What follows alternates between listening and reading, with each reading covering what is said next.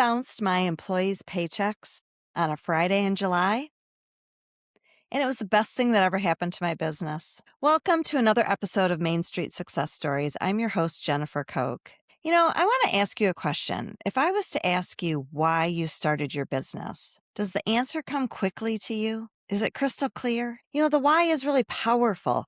And when we start a business, we have a strong why. And a lot of times it's fueled with passion. It's fueled with purpose. It's fueled with excitement. We have these great ideas and we just think, oh my gosh, there's no way I can fail. There's no way this isn't going to work. That is typical when we start a business. For me, I wanted freedom and flexibility. I was working a wonderful job that I loved. It was a corporate job.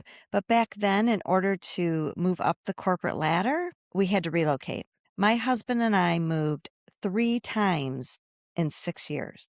That was a lot. Not only was it a lot personally, trying to make friends, trying to get into a new community, but it was a lot. It was hard for my husband's career. And then when we started a family, for us, we were just like, can we keep doing this? Do we want to keep doing this? So we made the decision that I was going to quit my corporate job. He was going to stay on course for his career, and we moved back to our hometown of Grand Rapids, Michigan, where we could be near family, raise our kids near family, near grandparents, and that's when I jumped into the pool of entrepreneurship. I bought into a franchise called Cookies by Design, which was a cookie gifting company. And of course, when I started, I was full of excitement, just like you were.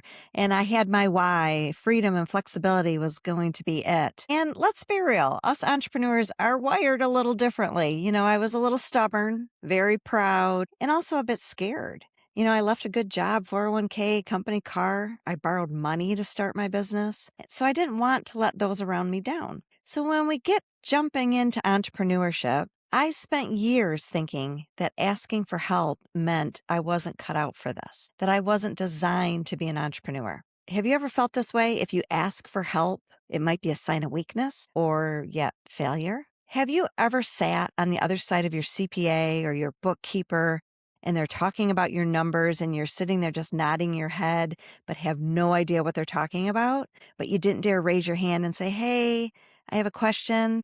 Because if you did, then maybe you felt like, oh, I'm not really that's not a real entrepreneur. Have you ever spent a ton of money on different advertising, just said yes quickly without really looking at the ROI or looking if that's the best investment for your business? I can remember saying yes to every salesperson that walked through my doors, whether it was the coupon book, whether it was the key card or digital ads or the $5,000 billboard. And I didn't even know if I could afford it. And I was just hoping that this advertising method was going to be it.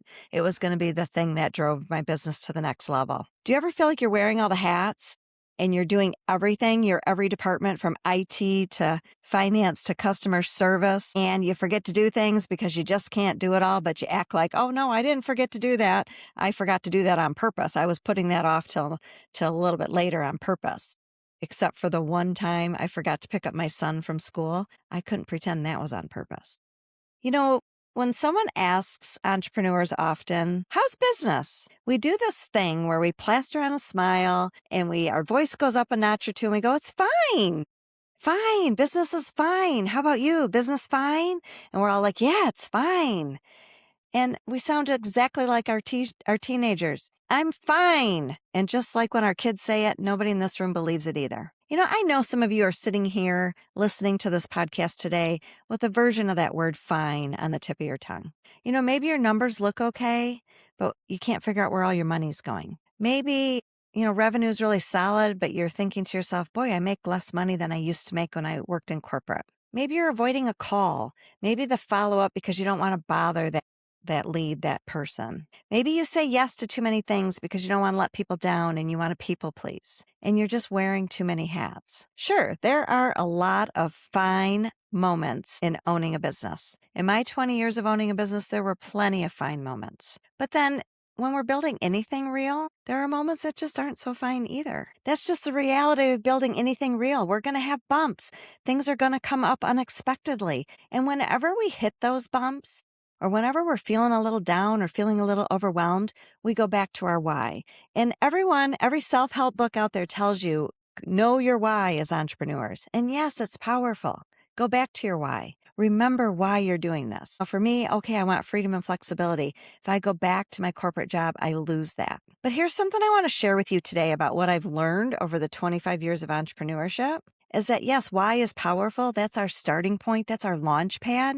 But in order to build a business that lasts, you need the who's. The most successful women in any room did not get there alone. They got there because of their people. And our people at home are often our biggest cheerleaders. My husband is my biggest cheerleader. He's so optimistic. He's always encouraging me. Same with my adult children. They're so encouraging. But what's important for your business is to have people that really understand what you're going through. You know, the people that get what it feels like to put yourself out there in social media after you edited the first version, the second version, the third version because you're so afraid of what people are going to think. Or the people that get that you just got so many ideas and every idea is better than the next one, but you sit there and you procrastinate because you just really don't know which one to act on first. So instead we do nothing. And the people that just, you can admit out loud that, oh my gosh, I really don't get these numbers. What are they telling me? This is like a foreign language to me. You know, that's daily life as women in business. We have a lot on our plate. So let me take you back to that Friday in July. It was a beautiful day, and my husband and I, my two daughters at the time, piled into the minivan, and we were going to get away for the weekend. We were heading from Grand Rapids, Michigan to the Wisconsin Dells. Wisconsin Dells is a really fun area that's got water parks and lots of things for kids to do, and we just needed a weekend away. We were really excited. So off we go. I'm sure the girls were probably watching SpongeBob SquarePants. That was probably big back then. My husband and I had our coffees. We were able finally to just sit and talk for a minute. And the sun was shining. It was a beautiful Friday in July. And my cell phone rang. And I picked it up. And have you ever gotten that call where the person on the other end kind of hems, kind of haws? You get the feeling they just don't know how to tell you what's coming. Well, it was my manager from the cookie business, and she mustered up the courage and just blurted out, "Our paychecks are bouncing." And I can remember my first thought was like, what? How can that be? A little bit of shock. Like, that can't happen. Our paychecks aren't bouncing. You know, I was about 4 years into my journey now, and things from the outside looked good. Well, then I thought, okay, let me figure this out. I'll call you back. I looked at my husband and we thought, what are we going to do? We didn't have an emergency fund. We didn't have extra savings anywhere to pull from. So we literally got off the next exit off the highway, which landed us into some small, cute little town in Wisconsin, pulled into their little community bank, and I took out a cash advance on a credit card to have the money deposited into our business checking account to cover payroll. For all of you out there in finance listening today, I'm sure you probably can't get past the interest rate that I paid on that cash advance on a credit card. I mean, talk about awful, right? So we get it temporarily fixed, get back into the car, we're driving down the road, and of course then the negative self-talk hits me as I'm just staring out the window. You know, those thoughts that swirl, who are you to think you can do this? Why did I think I was going to be successful? I don't care how powerful my why is. This is not for me. I just can't keep doing this. And then the humiliation, the shame, the embarrassment. I left a really good job. We borrowed money. You know, I looked at my husband and I said, don't worry, I'm going to fix this. I'm going to fix this. I didn't want him to lose faith in me. So we went on, enjoyed our weekend, came home. And my first instinct when I got back into the business on Monday was, you know what? I'm just going to hustle harder. I'm going to figure this out. We got to go get more sales. Has anyone ever felt that's our default? We're just going to hustle. We're going to sell more. We're going to reach out to more people, more follow-up. We can do this. But then as I sat there and was just feeling weary and feeling just kind of really bummed out about what happened, you know, I just had this realization that hustle wasn't my problem. It was a who problem. First of all, I was the who. I was avoiding my financials. I was reacting to those around me. I didn't want to make the tough decisions. I wanted to say yes to all the salespeople and I wanted it to be fun. And I would just say to myself, oh, it'll all work out. But what I learned is that avoiding a decision is a decision. I didn't need more hustle. I needed better strategies. So I went back to my CPA and I said, can you show me? Can you teach me? All these years I've been nodding along, acting like I knew what you were talking about. I really don't. Can you show me how to understand cash flow better? Because when I started learning, what happened was it came with some hard decisions on expenses, things that I just couldn't say yes and buy. On payroll, having to cut back a few hours to those people that needed them most. I had to learn to say no. I had to learn to say no to all those nice salespeople that would walk in the door selling me their advertising, and I just wanted to help them with their careers too. I had to learn how to stabilize my business because up until then, I was borrowing from tomorrow's revenue to pay for today's decisions. And the irony of the situation was sales were good. Hustle wasn't the problem. So I started looking outside for assistance. I started talking with others. I took a step back and realized what I needed. And what I really needed was to get off the roller coaster of revenue where one day it's great, the next day not so great. So I started talking more to corporate clients, building that corporate business, positioning ourselves as a gifting expert, not as a cookie company, because I wanted reoccurring revenue. And it turns out there's a lot of businesses out there that needed me, but I needed to show them that they needed us. And I'm here to tell you that when we go and have these kind of bumps, they don't fix overnight. My cash flow issue did not fix overnight. It came slowly from that Friday in July, but it headed in the right direction. I never bounced another payment again, and I was on the road to being profitable. So that Friday was a huge wake-up call for me, and honestly, the real start of growth. Not only did I learn to skill up in an area, I also learned it was okay to ask for help. We are meant to build in a community of other entrepreneurs. Once I gave myself that permission to stop going it alone and that I didn't have to have all the answers all the time, that wasn't a sign of weakness, everything started to turn around for me. I started paying attention to the people around me differently. And what I did is I created my own personal board of directors, what I call the Fab Five. Now, these Fab Five I'm strategic about. They are not paid employees. These are other entrepreneurs, other mentors, other consultants who come alongside you in those different seasons of your journey. You don't need them all the time, but boy, is it good to know that you have them.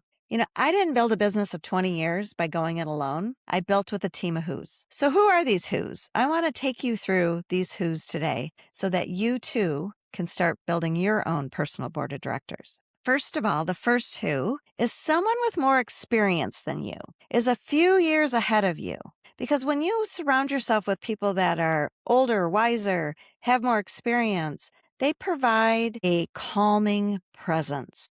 They have this been there, done that. Don't worry, this too shall pass. I think this is why we go to our grandparents for advice or we go to our parents for advice. They just seem to know that this is just a blip in the road. You're going to be okay. And they often show you your path forward. The second who is surround yourself with people that are younger than you. Not only can you be their mentor, can you be their who, but what you learn from being around younger people is how to stay current, how to stay trendy, how to keep up with tech, and also today's slang so that your business stays relevant. And they'll probably help you with a social media tip or two. And then the third one often surprises a lot of people. Seek people in your own industry. And here's why. Long gone are the days that you're going to walk into any room and be the only graphic designer, the only event planner, the only financial planner. We live in a world of opportunity. And so we need to learn from each other because there's only one you. You're going to operate your business differently than they are. So do not look at these people as your competition. Look at these people for a way of collaboration. There's enough business for all of you. So learn together, rise each other together. The fourth who is somebody outside of your industry. This person is going to challenge your thinking. They're going to discuss maybe best business practices, general advice. You're going to learn how other industries are doing things. And they also become great referral partners. And then the fifth who, one of my all-time favorites, is you need a phone a friend. Your phone a friend is someone that you can share, hey, I just had the best month ever, and they're not going to think you're bragging. Your phone a friend is the one that you can just cry and go, oh my gosh, what have I done? And they're just going to listen. They might not even offer you advice. Sometimes we don't want to hear it at that moment. We just want to feel heard. And they are the people that can just come alongside you in those moments when it feels like you're on an island all by yourself. So when you do this, when you intentionally seek out your Fab Five, not only do you build something that lasts, you build something that's stronger, you build something that's more profitable, and it's built on purpose. And it takes the loneliness out of owning a business. We don't have to act like we're fine all the time. So look around you. As you head out today and you head out to your next networking event and your next meetings, look around you. Make eye contact with somebody. Go find your people. And when someone asks you for your help, be the who they needed. I am the author of a book called Make Waves: How Women Entrepreneurs Stop Reacting, Start Profiting, and Build a Business to Last. And in the book, I go deeper into how to find your 5 who's and how you can help them with their business, but they can also help you. So follow the link in the show notes below to get a copy of your book today. In the meantime, I have tons of free resources for you to help you grow your business not only strategically and practically so that it doesn't burn you out and you can sustain a business and a life, but always I am here to help you and also be a who. Thanks for listening. If this episode resonated with you, would you please share it with one of your who's? Until next time, go make waves.